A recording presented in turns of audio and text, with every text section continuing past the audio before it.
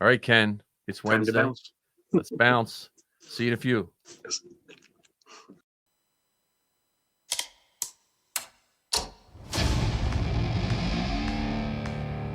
I've been running scams on the street since I was 10.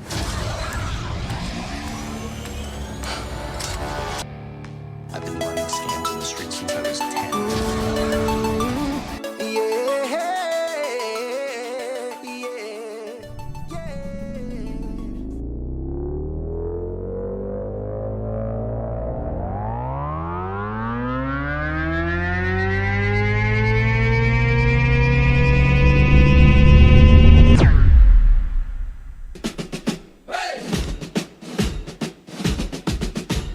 Hey, Mike, what do you see?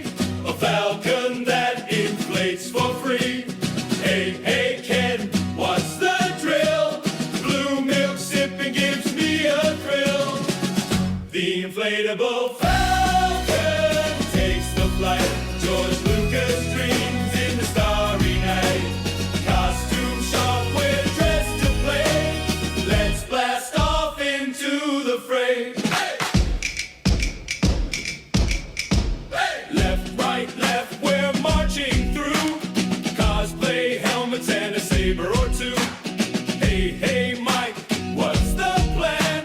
To nerd out harder than anyone can.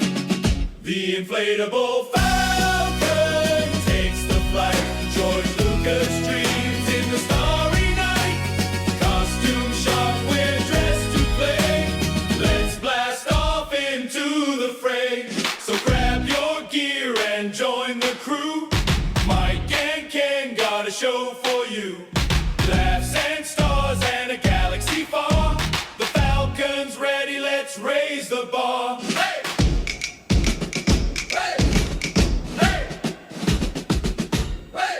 Hey, Mike, what do you see?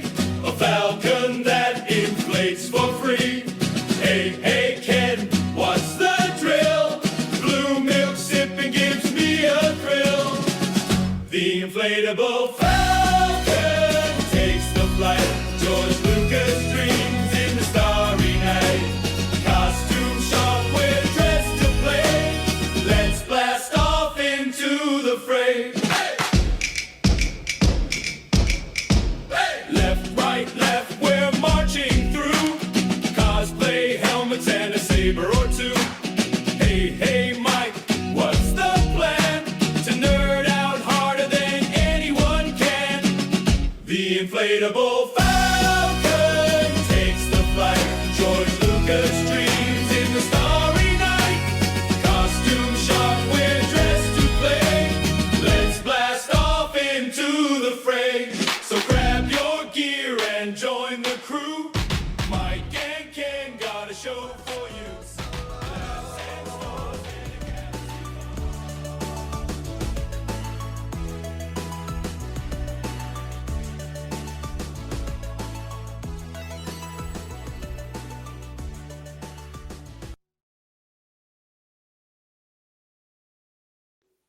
All right, Ken, we're back.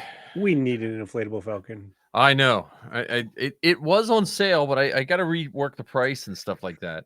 But happy Wednesday, Ken. Happy Wednesday to you, my friend. Great to see you. Yeah, I was just hoping that we had our Falcon by 2026, but as with flying cars, neither are in our driveways right now. Plus, I think one of us would have to buy a pickup truck if we did get the inflatable Falcon. Because if I remember correctly, the weight would not pass the weight limit of any of my cars. Yeah, I don't think I'm going to fit it in a Kia Soul. Yeah, probably not. So, Yeah. And my car slows down if I have 4 people in it. So, I don't think we would do. So, anyway, Ken, where can we find you before we get started? Well, every so often you can find me on The Rambling Star Wars Fan. Once a month or so, you can find me bounty hunting across the galaxy with Todd and Ken, and occasionally around the Jarek table on Banthamuk podcast with Robert, Thomas, and David.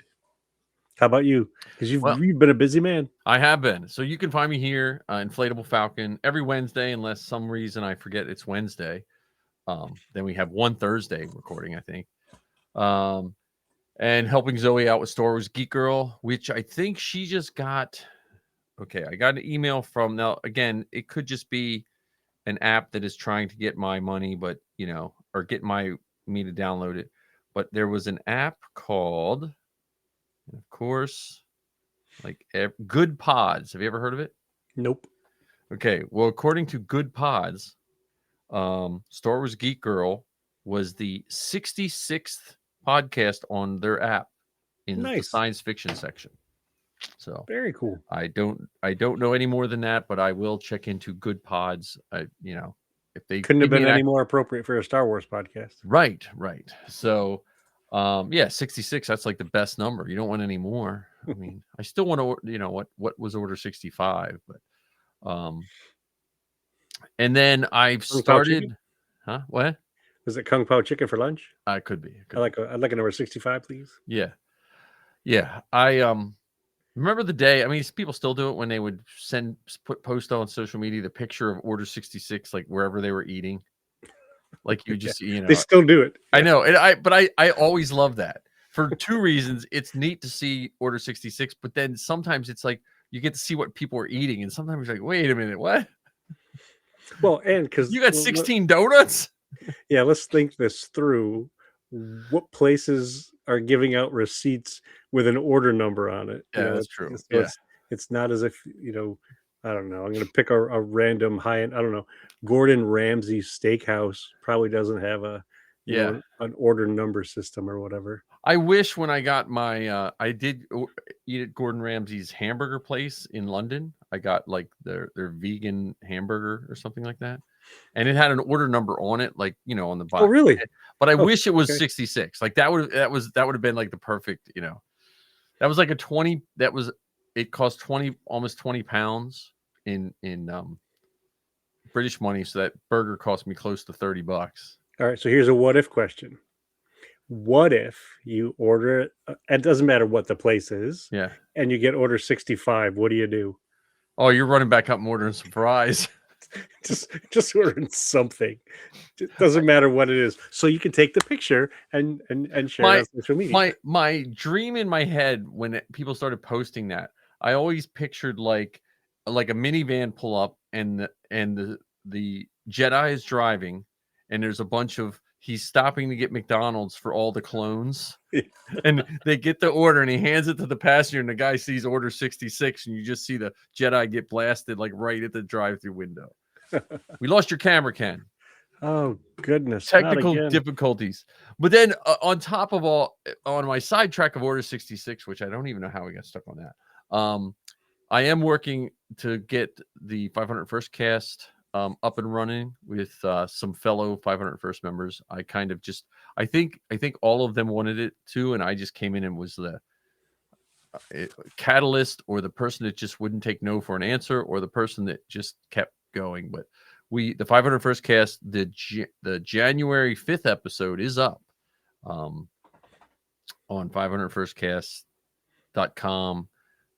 So we're still rambling about saying our hellos, Anthony. So you didn't really miss much. Other than you didn't miss much. But Anthony's a 501st member, so he will know that I restarted the 501st cast, the official podcast of the 501st Legion. So our first episode is up, 501stcast.com or wherever you go to get your podcasts. If you have to be careful, because I think the old feed, the problem we're having is because everyone lost all the passwords to a lot of the old ones. I can't get the old feed shut off. So, but we have the new one coming up, and thanks to Ken's ingenious sloganing, we're doing the 501st cast on the 5th of nice. Try to release the 5th of every month at 11:38 a.m. Interesting. So, very cool. So, and any members, we're going to try, how we're going to try to get members to do, like in the previous version, they would have famous people say, hey, you're listening to the 501st cast. And we have a bunch of those bumpers. We're going to try to get members from all around the world to do it. So anyone that's a member of the 501st, they can say, hey, this is so-and-so from, give us a little blurb and you're listening to 501st cast. I'd love to just include as many members as possible. It's kind of reinvigorated my wanting to troop more. Well, another thing that you could do related to that, in an effort to double the participation, if they submit 2 audio clips or they say Yeah. 2 things, this is so and so from wherever you're listening to the 501st cast, Yeah. or this is so and so from wherever you just listened to Oh, the yeah. 50. So now you've got. Ken, you got to join just so you can be one of our guys. You got to get approved. Yeah, I love the old episodes too, Anthony. I love the old episodes, but the problem was no one saved most of them. So I have about a year's worth of the old ones that one of the previous hosts give me. And the other thing is most of the old ones don't pass the trademark and copyright stuff. So because I put some on our feed when we were just trying to get the feed up and running, and because I think some people think, well, I can use so many seconds of a song, and I think that was one of those unwritten rules because no one could really check, and so they do the old ones do the Fallen Legionnaires, and they list the names of people who have passed and stuff like that.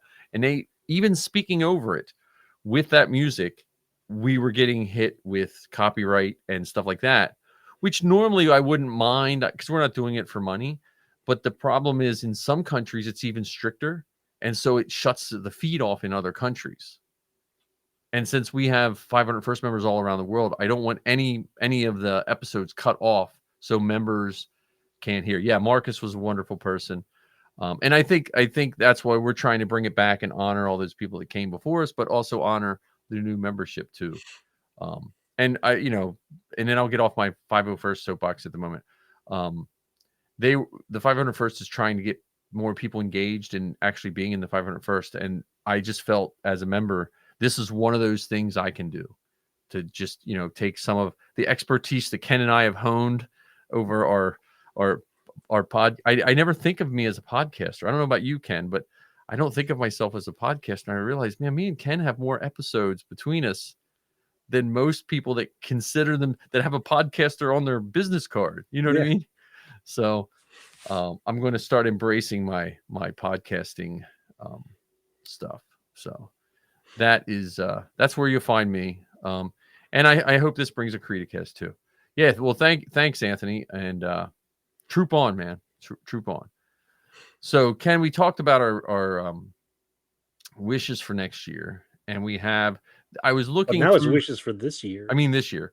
Yeah, it's 20. I keep forgetting it's 20. I think I wrote 2025 on like every other kid's past today. I just posted my first Facebook post of the year, and I put the wrong year in it, so I had to go back and yeah, because I'm that kind of special.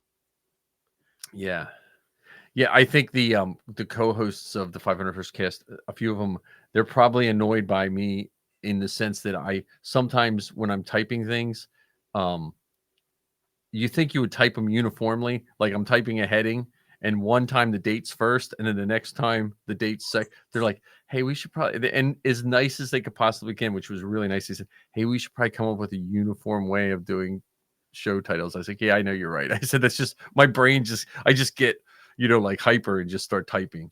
And you probably notice when our show loads up. Sometimes it's like in the middle of the night, and I'll wake up. Hey, I didn't load our show up yet. It'll be a random day of the week, and I'll just run into the office and load up the show. So that's just my brain is that way.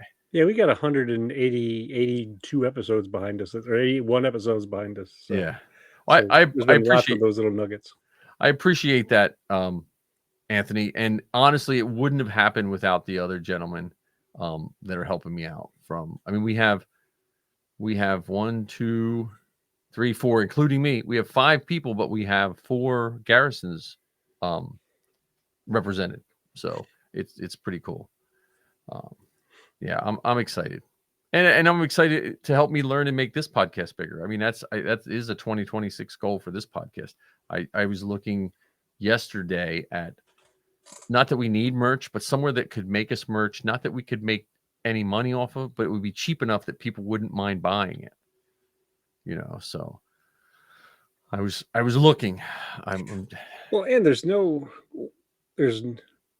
truly no end to the creative possibilities of it. And I don't know about you, but when I'm out and about in public, I check out people's Star Wars T-shirts. I mean, yeah, yeah, I can't even count the number of times that Heather and I have been somewhere, and somebody has made some sort of comment about my Star Wars T-shirt. yeah, yeah. You know, so I don't know. It's like when people drive Jeeps and they do the 2-finger wave to each Yep, other. yep. You know, Star Wars fans will respect another Star Wars fan's T-shirt. Well, you know, that's a thought. You know how the Jeep people put rubber ducks on your car? Like my wife has a Jeep Renegade, which is not like for Jeep people, I think they're like not really Jeeps. Like you have to have that like Jeep looking Jeep, but we're like the Jeep light people.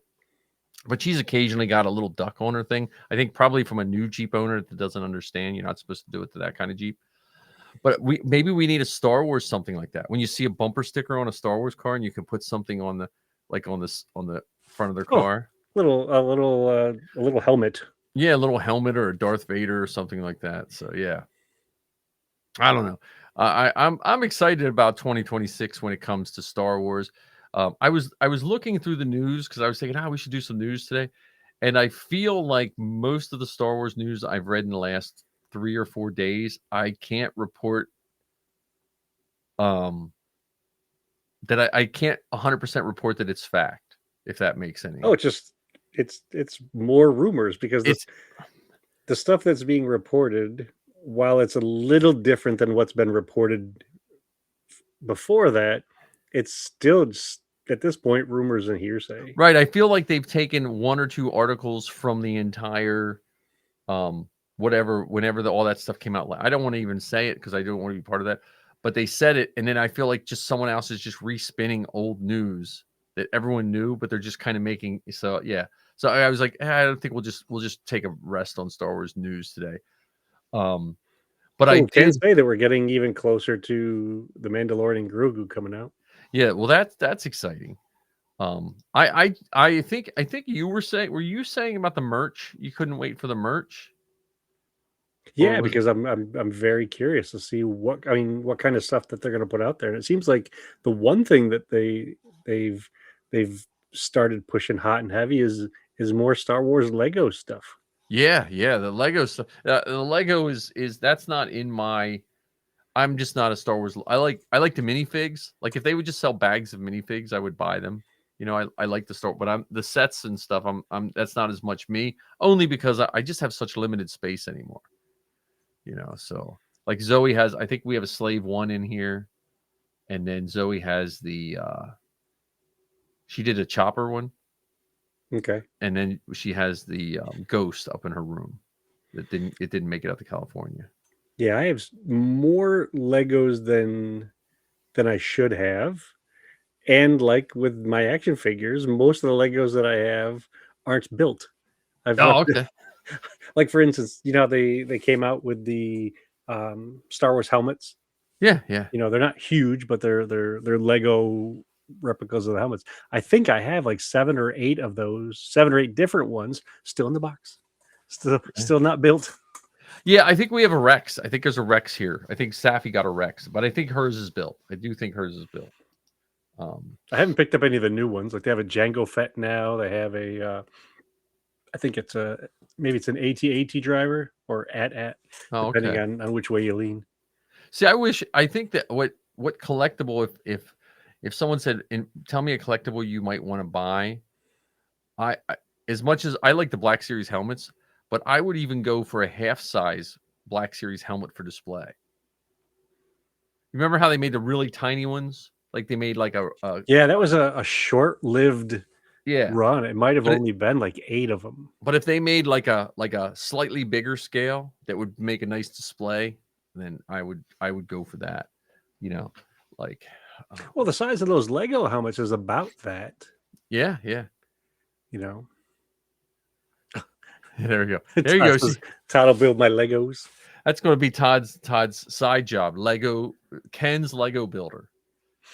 You know, well, I find myself getting captivated by the guys building those sets on different social media, and I'm not even a Lego guy, but that seems very relaxing to me. I just wish if I would have had to discover Legos years ago. To like, I see those guys that have whole cities and stuff and walls of Star Wars things. That seems really cool to me. But I think I would have had to discover that before I started filling my house with other stuff. Maybe. I mean, there's still a chance. You can always make a change. Yeah, I know. Well, so I was listening to Steel Wars has their year by year where they go through that book. Mm-hmm. And I just started listening to it, and they just touched on something that they were talking about the advent of Bendums. Yeah, it was Remember in the 80s. Bendums? That was in 93.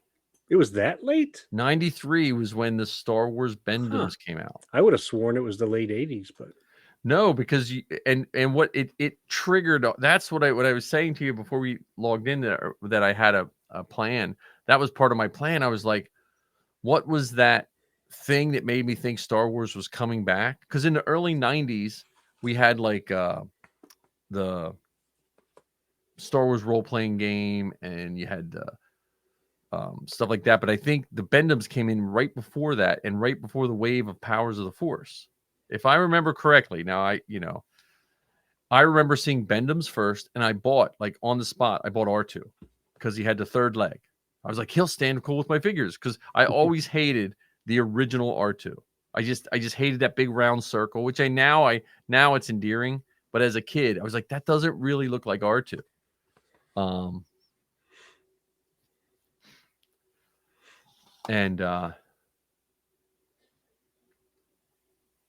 And anyway, so the Bendums, and then remember the metal figures that came out? They were like and the bases interlocked. Yep. And like poses. There was like Stormtrooper. It was all New Hope stuff. I really enjoy, and that to me it seemed like it rekindled me going to the toy department looking for Star Wars stuff. And then Power of the Force came out. See, for me, at the moment that I thought that Star Wars was going to make a big return was when they started doing the was it Shadows of the Empire? Yeah. Now, when did that come out? That had to come out in. It was around the same time as Power of the Force. Yes, but that was like a second run of the Power of the Force. So Power of the Force came out. I'm trying to think. Power of the Force probably came out in 93, 94? 95. 95. Okay. So yeah, Bendums came out before that. Because I think Bendums and that one, because they had that same like color scheme as that. I also see that Anthony got some new Rogue One TK armor. Yeah, so Shadows of the Empire was 96. Yep, thanks, Anthony. Yep, right on it. Yep. Yeah. I like this. Yeah, the Shadow of the Empire. I mean, that was, oh man, I remember going to Suncoast Video, and they had the statues. Remember the statues of the of Prince Zizor? Zizor, yep. Zizor. And I was driving, I think in 96 or 97, probably 96. I was driving truck for delivering to Bantam Doubleday and all the things. And they had a room they would give the drivers any free stuff they give us. So I had cassette tapes. This is how long ago it was. Books on tape of Shadows of the Empire. And I would listen to them in my truck and stuff. And for me, it was the multimedia approach that they took during that made me think, oh, this is going to be something. This is going to lead to something, because there was a video game. Yep. There were the comic books. I think there were novels, if I'm not mistaken. Yeah, there was a novel. And there were toys. And then Topps hit it off too, with the Topps had like a bunch of bounty hunter stuff. Like you had that one picture of the bounty hunters that was supposed to take place like when they were trying to stop Boba Fett, all those bounty hunters. Yeah, that's right. So it was for me, that was the thing that said, oh, they're up to something. Yeah. Little did we know it was going to be 3 years later with the Phantom Menace. Well, I think they were just raising money for all that Phantom Menace stuff. Yeah, from what I understood, they managed to sell a bunch of that stuff. That's for sure. Well, I think, like I said, that's what got me. I had all but given up in my regular toy store looking for Star Wars figures by then. You know, you'd have to go to like some weird store that, you know, had discounted whatever. But I had done, you know, as a Star Wars fan, you just always, okay, I'm gonna go head to the toy store, see what's in there, and then it had pretty much dried up by then. Yeah, and for me at that time, I was truly just an observer of it. I was in no place, um, spatially or financially to do much collecting. Yeah, I don't remember if I did read any of the books. It was when I like borrowed them from a library. Yeah, I didn't have as much money, but I would buy the Power of the Force figures. But when the Shadows of the Empire, I didn't have the money. I had to decide, I'm just buying stuff from the movies I know. You know what I mean? So like I remember waiting for looking for Boba Fett on the peg, or looking for the dual pack Jawas, or you know, and then they started putting those stupid hologram stickers on them, and I was like, oh crap, now I got to get, you know. But yeah, but yeah, it just reminded me of like when Star Wars just started like creeping.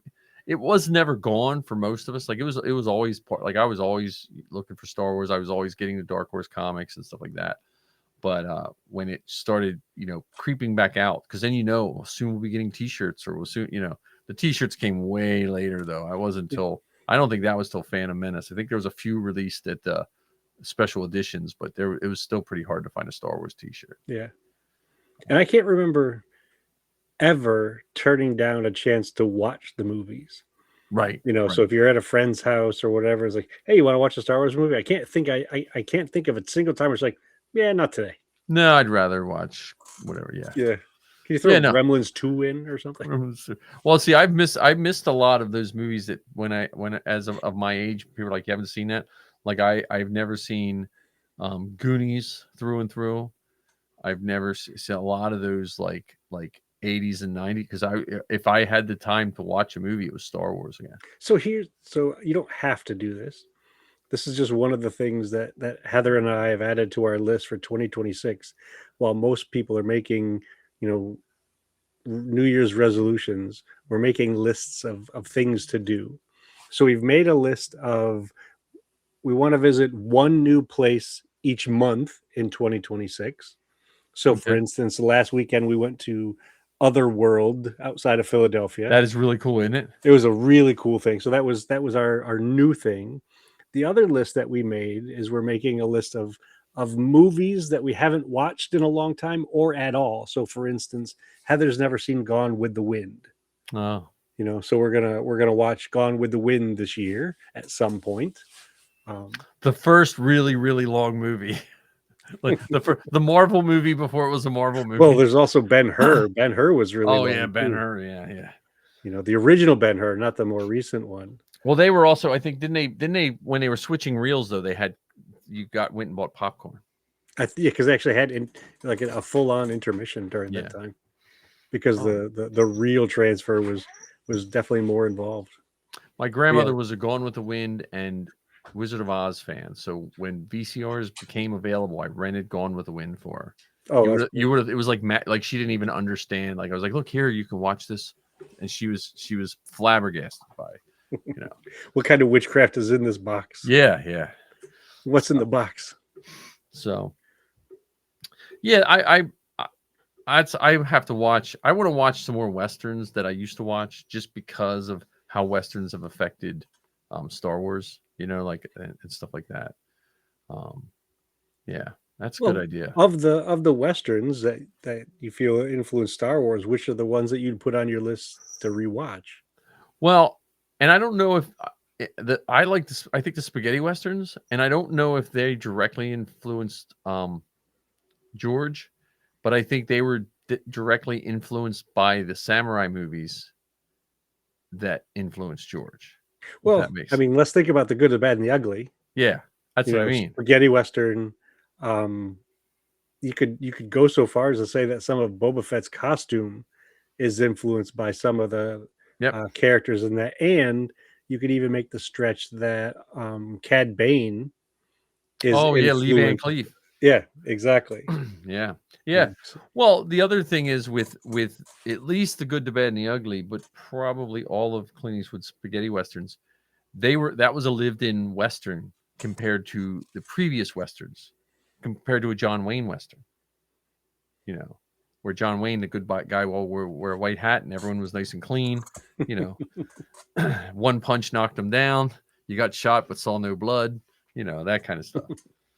So yeah, I mean, I'd definitely want some spaghetti westerns on there. And I just want to watch some more. I got to go back and watch, like, every time. I got to rewatch the Book of Boba Fett again because I love our new intro with that. I forgot how much I love. Every time I watch that intro, I find another thing that doesn't make because there's a couple shots that were taken that it doesn't end anywhere. Yeah. Well, I think we did cut it up a little bit. We did cut. I don't know. I think I got to rewatch. Yeah, I don't know. I appreciate your willingness to take the bullet, but no, but I did cut some of the longer scenes. I did split them a few places. So yeah, but there's some in there that yeah, a little suspicious. Like, I don't know. But that's I think that's part of why that's the simplicity of Star Wars in some ways, because some of the scenes don't make sense and we don't really care. Yeah. Well, I mean, let's think about this. First movie comes out in 1977. They're doing all these crazy things in space. No one's really wearing a seatbelt. Yeah. Or they're not floating around. You know, so yeah, we assume that there's this gravity generator on each ship that holds you into your seat. Well, and I think that's why I think I enjoy Star Wars more than some science fiction. Because some science fiction, they have to spend so much time explaining the science. I'm like, oh, I don't really want the backstory of how you made that certain engine that's only a, you know, I just let them fly around, push some buttons and let them fly around. I'm fine with that. You know, that's the fantasy element of it is definitely more my speed as well.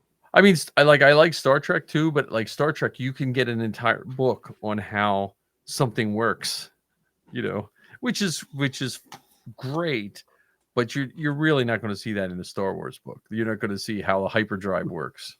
Imagine Star Trek if it was made during the time of the volume.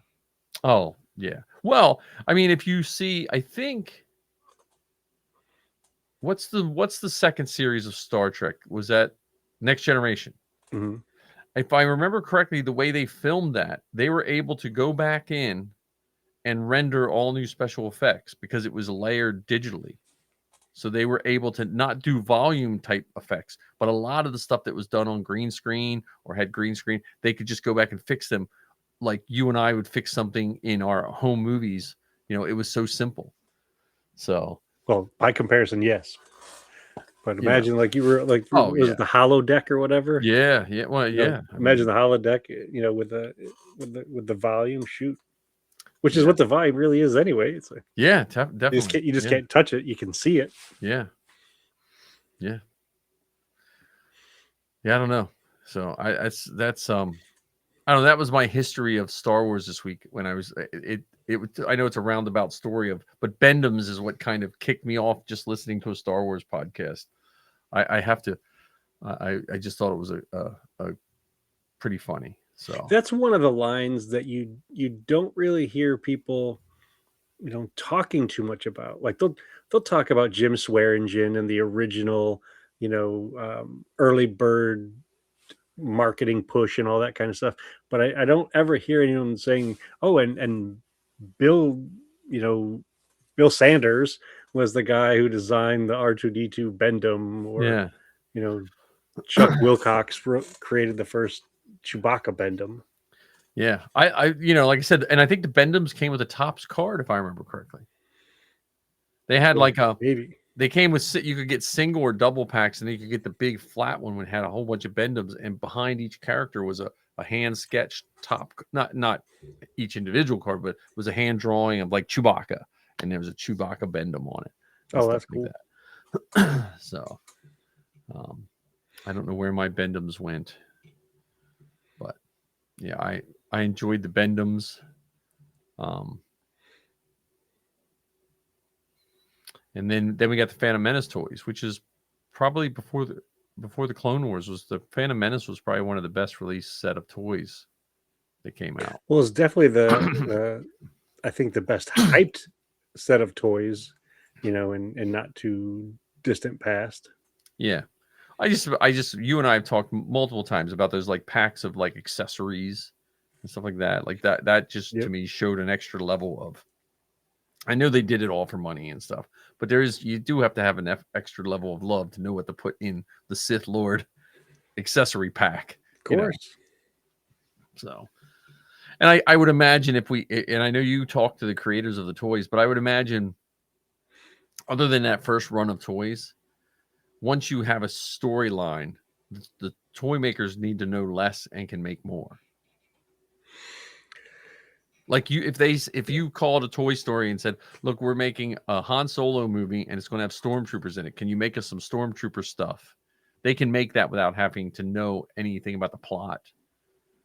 I mean, it might, but where before, you got, you would have thought the Tusken Raiders were the big bad villains from New Hope, because they were right up there with Darth Vader in the action figure, and you would have like and Snaggletooth and Walrus Man. No, Hammerhead. Yeah. So let's think of the first 12 toys. If you had to, which like two were kind of just they like for some reason they wanted to have 12. So which two did they just like, okay, just do this guy and this guy? Because I always thought the Hammerhead and the Death Star, I think they called them Death Star Troopers or something like that. Was it Death Star Navy Trooper? Or whatever. Those two, I'm like, why did you make those? There were so many other, like you didn't make Uncle Owen. You didn't make Grand Moff Tarkin, but you did Death Star. Well, with that said, I mean, if we go back, when they were making the toys or preparing the toys, the folks from Kenner were going on just a couple pictures. Yeah. Because at the time, the movie hadn't even come out. I mean, Jim Swearingen was the first person from Kenner to actually see the movie. He flew out from Ohio to California. And it wasn't even it was before the actual opening of the movie. They were doing a screener kind of thing. What is it when they get people together? Oh, like a test screening. Yeah, like a test screening. And the name of the movie for the test screening was Alaska. So so they didn't tell people what they were watching. And he called back from California to the folks at Kenner, said, yes, we have to, really make these toys. But they were just going on a couple pictures that they had been given before the movie came out. So they were really at the mercy of whoever it was from Lucasfilm that gave them these pictures to go on. That's probably also some of the reasons why they picked some of the random ones that they did, because they didn't have all the other ones. Yeah, well, that's. I mean, would you have, based on your viewings of Star Wars, do you think Bo Sheck would have made a better choice than Hammerhead? Or probably. Yeah. I mean, like that's what I didn't understand, or some of it is why you would pick. I mean, like you said, they were probably just, hey, we got to make something that looks cool. They probably were looking at colors. Like, I'm sure there was way more involved, than what you and I know. Like I don't know if like when you make a set of toys, you need a palette of colors. Is that how it works? I don't know. Well, I think now, yes, but then I don't even think they had that, because I think the original images that they were using were even black and white images. Oh, yeah. Yeah, I'm just not like the color didn't exist in 1976, but like they pretty much, like, that's what I'm saying. Like, they made the Death Star Troopers, but they didn't make the Rebel Troopers from the first act. So, like, you really, like, that's what I just wonder how they chose those 12. Well, I think too with that they were attempting to balance out good versus evil too. Right. You didn't want to have too many good guys and not enough bad guys to fight them, and too many bad guys to overpower your good guys. Yeah, but I'm saying, like, they had non, like who was Hammerhead and even Snaggletooth. Well, they were. Yeah, I mean, once again, going on just pictures, you have no idea. we'll even fast forward. So do you remember in was it 2005 when the Force Awakens came out? Oh yeah, no. Force Awakens was 1999. No, yeah, that's the prequel. 1999. Yeah. No, that was the prequels. That was the Phantom Menace. I'm talking the Force Awakens. Oh no, Force Awa- Awakens was 10 years ago. So 2015. 2015. Yes. So 10 years ago, Force Awakens came out, and they were also starting to launch the 6-inch Black series. Do you remember Constable Zuvio? Constable Zuvio. Yeah. You would have thought, oh my god, this guy's fantastic. He's gonna be awesome. He's on every peg. Yeah, Poor Constable. I don't even know, quite frankly, if Constable Zuvio made it into the Phantom Menace theater cut. No, and I don't know. I mean, I know he's in. I think I heard Zoe was saying he's either in a comic book or a new book. Well, he's referenced in a new book. Okay, that's and it's not even a book. It's an Audible original. Oh, that's what it was. The Jaws of Jakku or something like that. Yeah.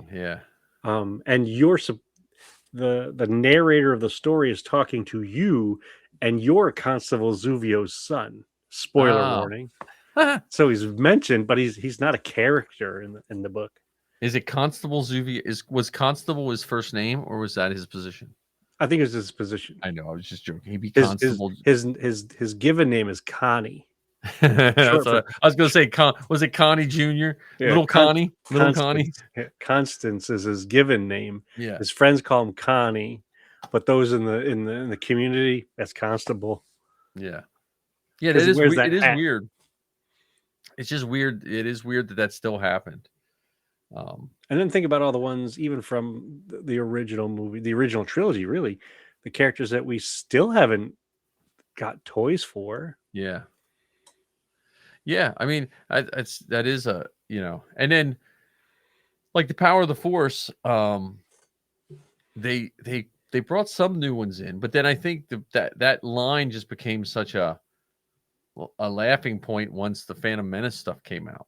Like then it kind of, it wasn't as appreciated as much as it was for the stuff that came and they out. also took some artistic liberty with it. They were trying to compete with He-Man. Yeah. So they made many of their even Princess Leia look like she's on steroids, like she's all, her shoulders are big and bulky, and R2 had abs. Yeah. He had a 12-pack, I think it was. Well, the 3PO was nice in that line. It was super shiny. Yeah, the 3PO was nice in that line. And was that the first time that we got C-3PO with the silver leg? Yeah. I don't think we ever got a silver leg before. No, because it was always a single paint. Because 3PO's legs didn't bend. Like if they would have given him knee joints, they probably could have easily given him a silver leg. And honestly, I think I didn't even realize C-3PO had a silver leg until I watched my first VHS tape, because all my other copies were like copied off of television, and I never realized he had a silver leg until I remember buying the letterbox set at Suncoast Video and popping into my VCR, and I was like, he has a silver leg. I don't think I ever realized that. Yeah, it wasn't until, was it The Force Awakens? Oh, my camera went out again. It wasn't until the Force Awakens, or no, it wasn't until Solo that I realized that there were dice hanging in the Millennium Falcon. Well, the only reason I knew about the dice was because there was a picture of them in the West End games, or the Decipher card game. Oh, okay. There was a card called Hans Dice. Oh, okay. And it was like I don't know. I just collected the cards for collection, not for playing. The other thing I saw, I know we're talking all over. The other thing I saw this week was that picture that you put up for Bounty Hunting Across the Galaxy with the two Boba Fett or the Mandalorian helmets. Is that you guys' helmets, or is that a rendered picture of something? I'm not sure. I stole it from Todd. Okay, that is a cool picture of your. I give Todd all the credit for the creation of that. Yeah, that caught my eye. I was like, hey, that looks. And wait, because a lot of times you're just doom scrolling. You're looking, but not reading what you're. I Yeah. was like, wait a minute. So I thought that was pretty cool. Yeah, we've The- got some fun plans for bounty hunting across the galaxy. Yeah. Which brings me into building an armor. We didn't even say, did you work on any armor? I know it's been No. cold I've Now been. it's been too cold, and I'm still trying to reorganize, do the post-holiday, shuffle, trying to get the Christmas decorations put back into storage and make See, room in the living room for projects. we just have to make it acceptable in this country that you always have a holiday tree up and you just change the decorations. So it goes Christmas and then you put Valentine's and just leave the tree up all year round. That's what you have to do. See, we didn't have with Zoe, we had our Christmas in November because Zoe was home, and then our Christmas, we were taking Christmas decorations down at 8 a.m. on Christmas Day. Not to be Scrooges, we were just like, it's been up for a while. So, well, Todd, I like that picture. I think it made me think of when making armor, the difficulty, the fun when it works and the pain when it doesn't is when you have that perfect helmet and you're like, okay, I'm going to weather this thing. And you have that fine line of like over weathering, because I've seen many stand troopers that were, if they would have stopped like one less coat of whatever they did, then it would have been perfect, because we had a lot of the stormtroopers, the sand troopers. I've seen a bunch that looked like the Power of the Force sand troopers, where they look like they just sprayed them with brown paint and then wiped it off. But well, thanks, Sue, for putting that post together for us. That was a good post. That's a picture I think you guys should recreate. Yeah, that one, and or the what was that concert where the HR manager was canoodling with the CEO? What? Oh yeah, that would be funny too. Yeah. Well, I still think you guys in the suits. I mean, I think there needs to be your the suits like whatchamacallit from the statues I made you. That's a given. That would be a good if you guys had a stand, like if you guys had a booth for bounty hunting across the galaxy, have the wooden cutout of the two of you in the suits pointing the pistols, and people could stick their heads in. What's the Coldplay? That's right, the Coldplay concert. Oh, okay. But what's the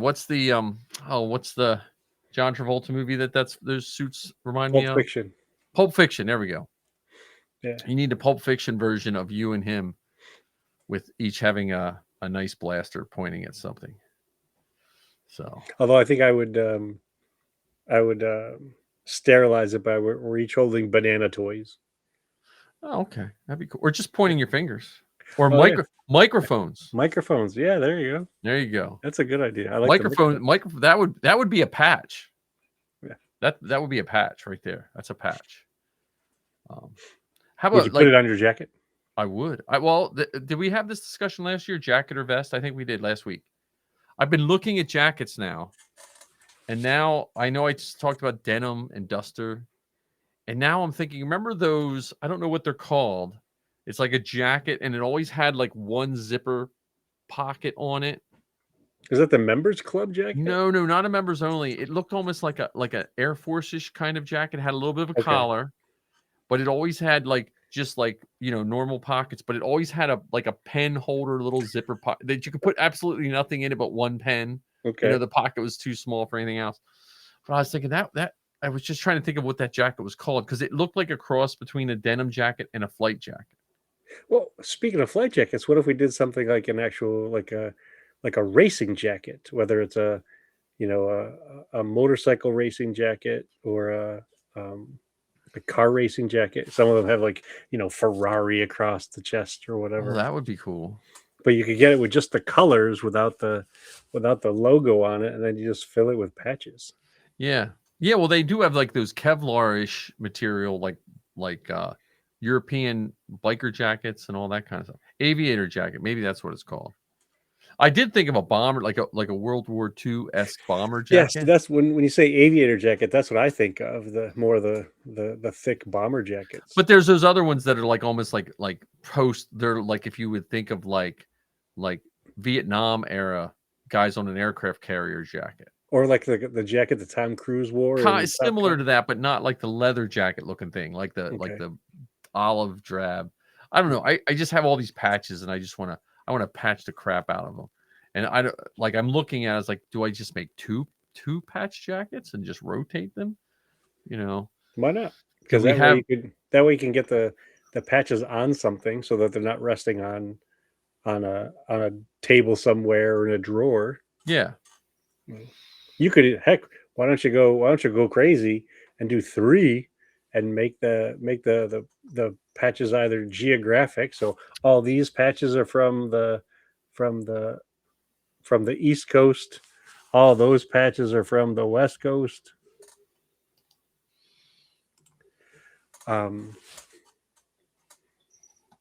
Something along those lines. yeah. I have to block somebody. There we go. There. Oh, you can. There. I think I blocked that chat. There we go.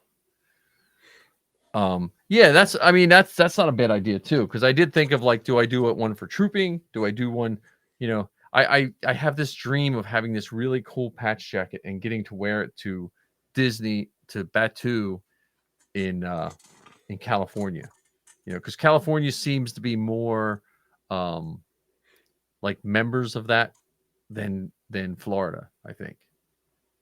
Well, I think, yeah, I don't know, because it's in the city. Like it's not. There's more people that live near Anaheim Disney that go to there too than like people that go. I mean, I'm sure there's still a lot of people that go to Orlando that live near there too.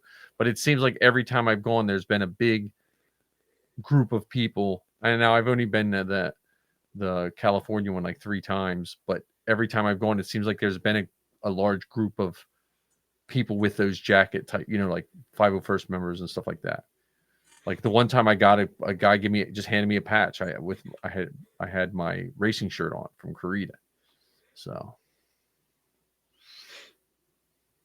yeah, I really got to think of the jacket thing, because I still like, what jacket I like is, I do like the Luke's jacket from the end of New Hope. That yellowish one. Oh, are you? Huh? Oh, there you go. You froze for a moment. Yeah, you did too. I don't know. Maybe all this blocking of idiotic people. Here, I think I fixed the chat. So you're saying Luke's jacket from where? From New Hope, the end of New Hope. The celebration one. Yeah, the celebration one. They actually came out with a replica of that not too long ago. Oh God, I saw that, and it wasn't a crazy price, but I just missed it. Well, it didn't start off crazy priced. Huh? It started off reasonably, and then it just exploded from there. Well, I also thought of Luke's something similar to Luke's Bespin shirt or Dagobah shirt, like that long shirt, like something like that would be lighter. So, because that's what I also, with the patch jacket, I don't want a heavy coat that I can't wear like when it's slightly warm out.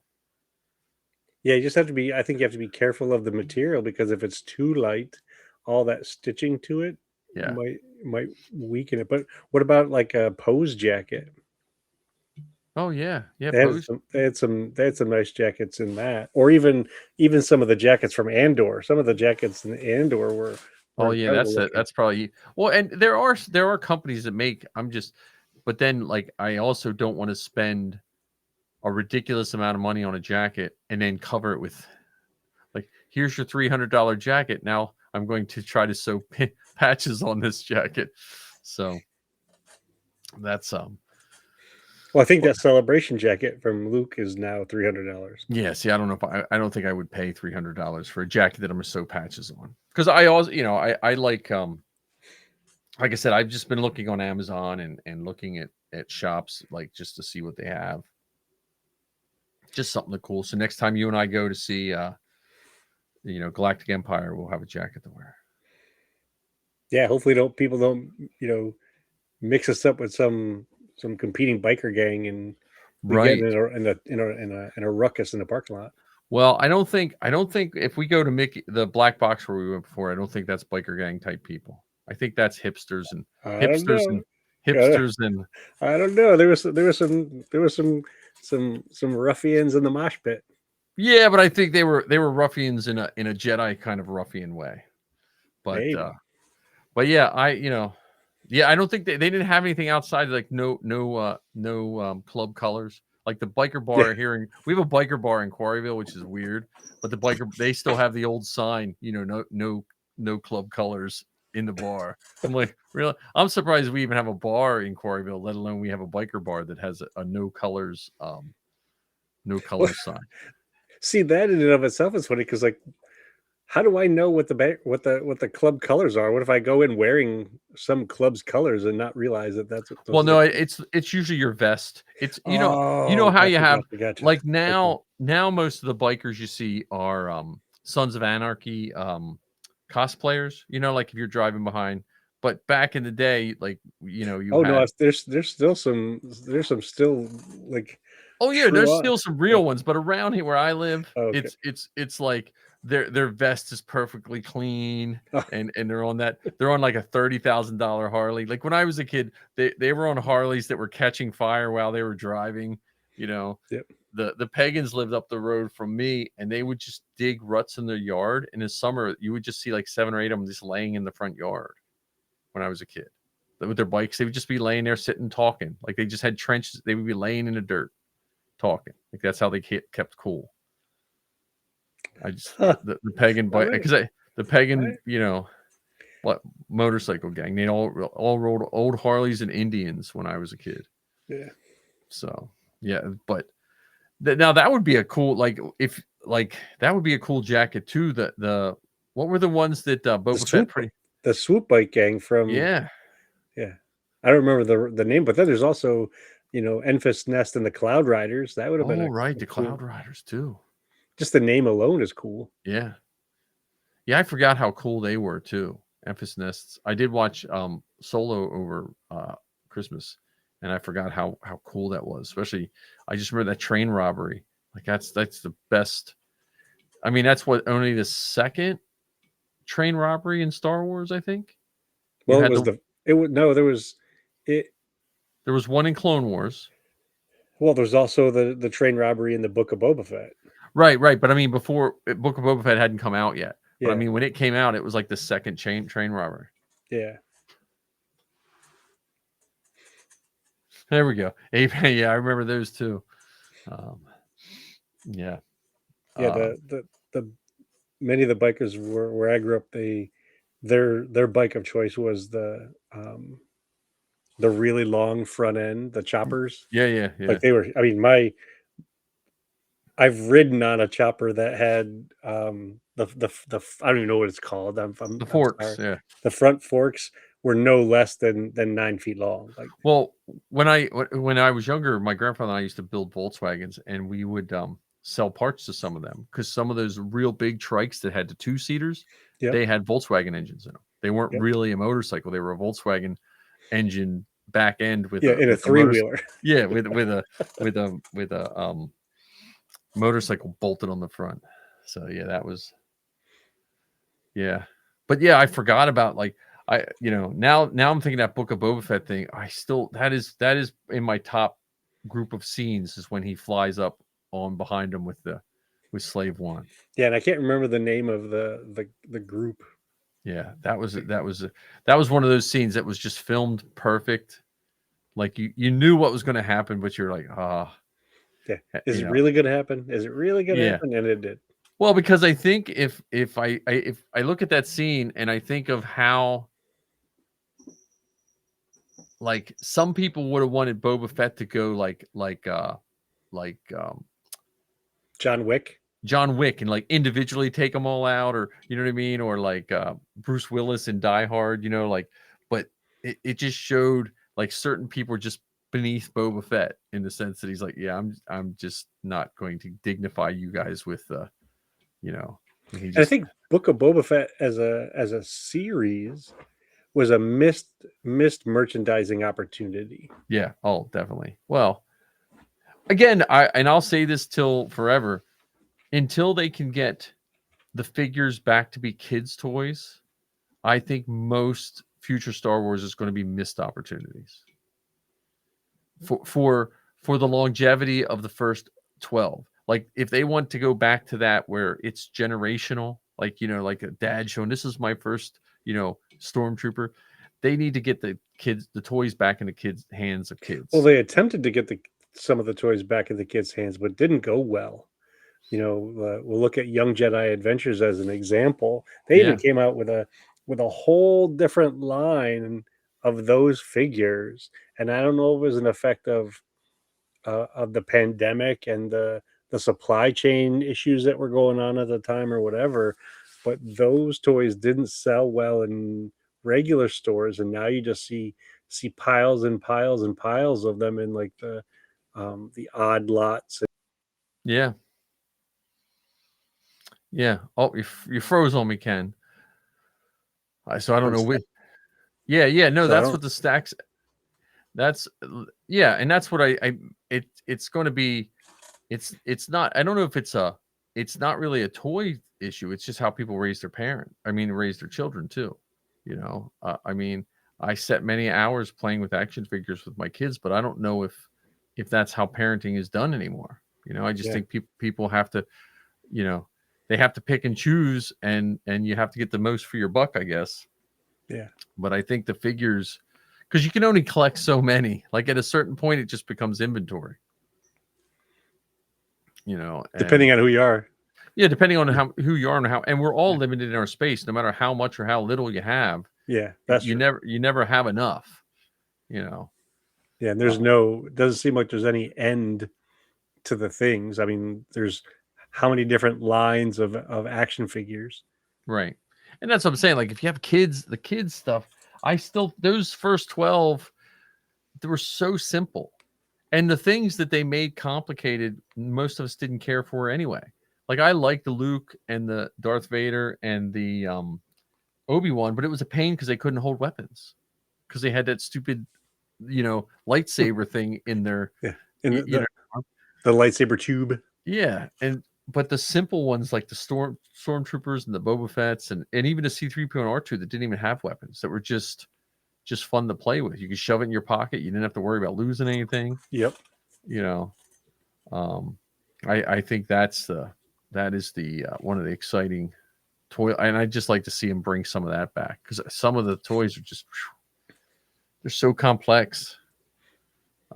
The best line I think I like right now, but I'm trying to avoid buying them, is just because of space, is the ships, the Action Fleet. Is that what they are?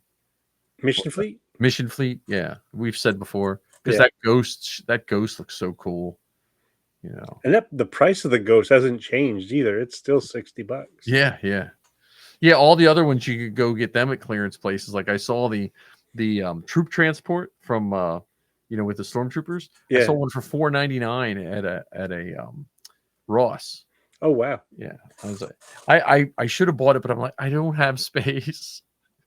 Someone needs to come in and just design me a shelving unit or something. I don't know. I'd love to figure out how to design one that is it's 3-dimensional. So, let's say it's this bookshelf, you can turn it, and so now you've got a different set, and then you can turn it and you got a different, but the footprint is small. I need display cases that I don't have to dust. Because every time I dust is when I have a purge of I'm selling all this stuff. So there's a simple fix to that. Yeah, what's that? Don't dust. I've had some of those too.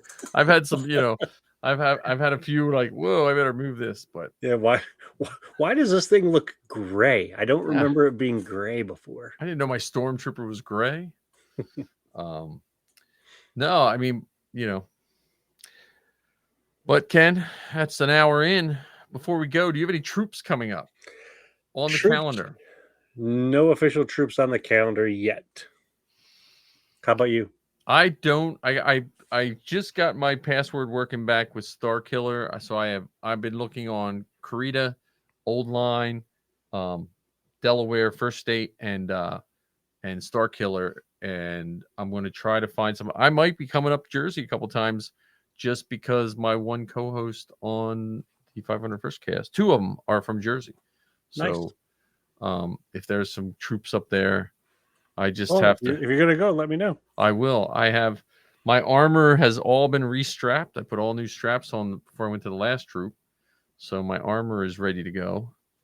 Because one of the things I was thinking about doing for 2026 is, even if I don't troop more, maybe I could handle more. Yeah. And either, record video or interviews of folks, or even just practicing my photography, and possibly just spending more time with Star Wars fan talking about Star Wars stuff.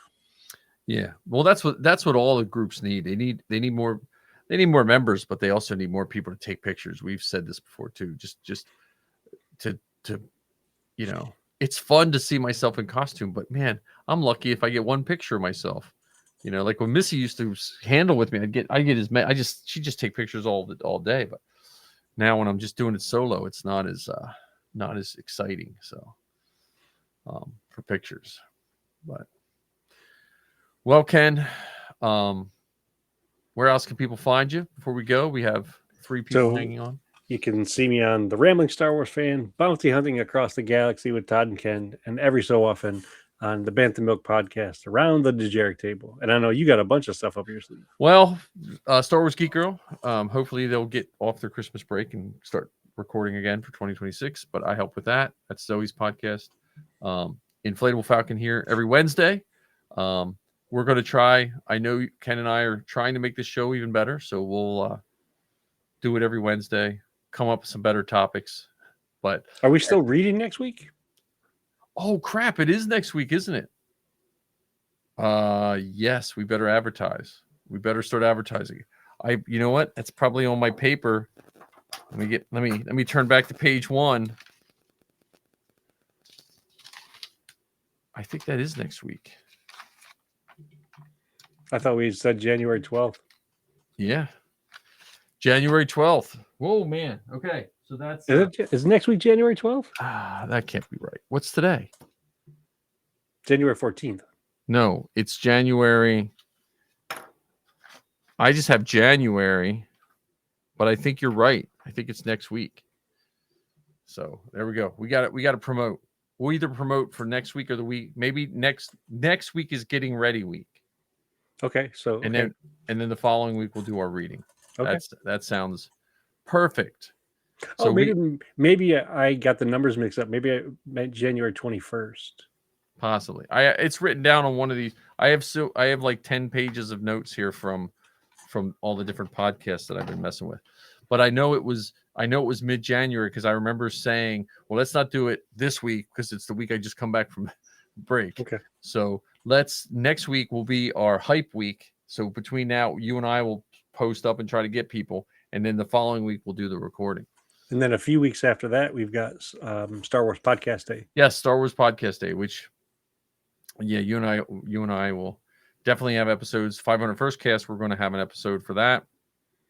So anyone check out Star Wars Podcast Day. It's really good. I wish someone had a copy. I'm sure it is somewhere of the first Star Wars podcast. That would be a neat thing to post up on the first. Like if they would give us all that to put on our feed. Well, it'd be interesting if anyone would be willing to do, like, how they do rewatches. Yeah, like re-listens. Yeah, let's. Yeah. Well, that's a mission too. How about why don't we do a re-listen? Okay. We can discuss it. We won't listen to it live. Yeah. We'll do a re-listen. See if we can find it. Do a re-listen. Yeah, and maybe share bits of it because I think it'll be fun. Yeah, cool. That sounds great. Well, again, another wonderful show. 14th. What's today's date? The 7th. Yeah, we probably did say the 14th, but we're gonna push it a week because me and Ken had our butts in the sand and didn't realize it. So we're gonna try to shoot for we'll do next week will be the hype. We'll do the hype week, and so we're gonna reach out. Everyone reach out, get some people. We got to get our Vader back. Yeah, because I've just been distracted. I was just distracted by the 501st cast. So I will take 100% of the blame. I mean, I'll record it next week too, but I just don't know if we'll have the people. What do you think, Ken? Let's make a call. It's hard for me to say because I don't know. You have more of the contacts with the people than I do. Well, does that for the people listening, anyone that's listening, does it make a difference next week or the following week? That would be the deciding factor.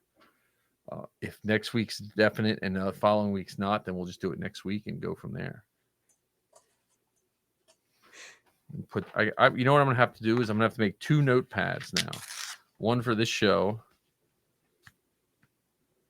Okay. Okay, so then you want to just shoot for the 14th, Ken? Yeah, we can do it. We can do it. We're gonna do it the 14th.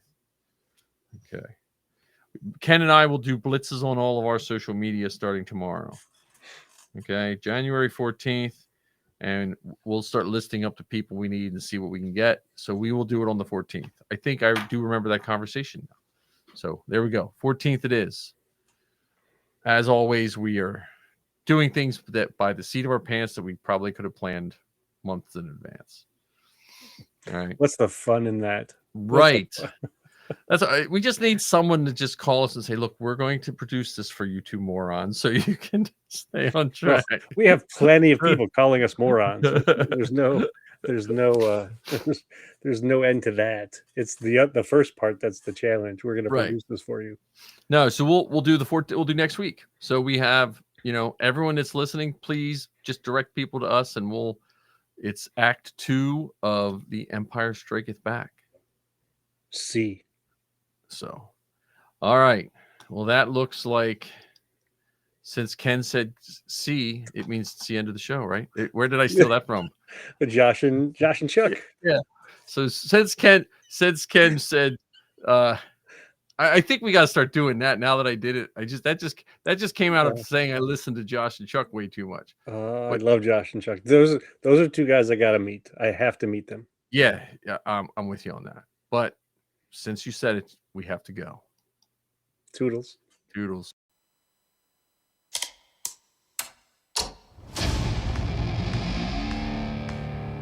I've been running scams on the street since I was 10.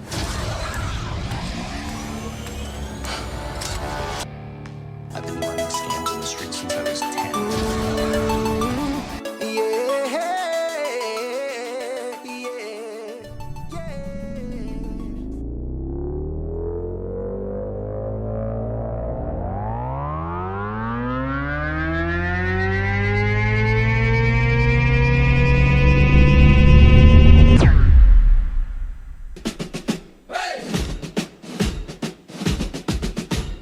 Hey, Mike, what do you see? A Falcon that inflates for free. Hey, Ken, what's the drill? Blue milk sipping gives me a thrill. The inflatable Falcon takes the flight. George Lucas dreams in the starry night. Costume shop, we're dressed to play. Let's blast off into the fray. Left, we're marching through. Cosplay helmets and a saber or 2. Hey, Mike, what's the plan? To nerd out harder than anyone can. The inflatable Falcon takes the flight. George Lucas dreams in the starry night. Costume shop, we're dressed to play. Let's blast off into the fray. So grab your gear and join the crew. Mike and Ken got a show for you. Laughs and stars and a galaxy far. The Falcon's ready, let's raise the bar. Hey!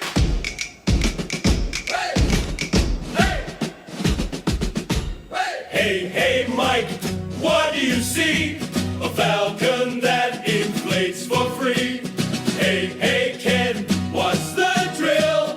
Blue milk sipping gives me a thrill. The inflatable